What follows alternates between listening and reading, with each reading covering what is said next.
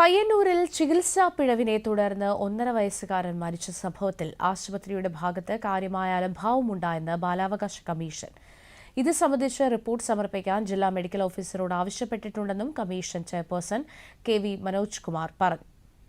കുറ്റകൃത്യമാണ് ചെയ്തതെന്ന് കുടുംബാംഗങ്ങളുമായി സംസാരിച്ചപ്പോൾ മനസ്സിലായിട്ടുണ്ടെന്നും അദ്ദേഹം പറഞ്ഞു.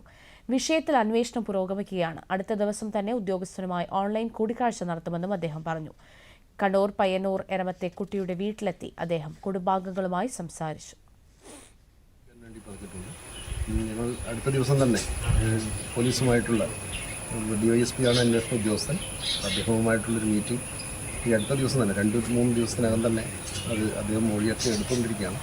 എന്തായാലും അടുത്ത ദിവസം തന്നെ ഓൺലൈൻ മീറ്റിംഗ് വെക്കുന്നതായിരിക്കും.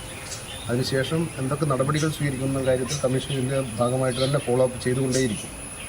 ഒരു തർക്കമില്ല. കാരണം ഇതിനകത്ത് കാര്യമായ നെഗ്ലിജൻസ് തന്നെ നടന്നിട്ടുണ്ട് എന്നാണ് കുട്ടിയുടെ രക്ഷിതാവിൻ്റെ മൊഴി കേട്ടപ്പോൾ ഞങ്ങൾ മനസ്സിലാക്കുന്നത്. കുറ്റകൃത്യമാണ് ചെയ്തിരിക്കുന്നത്.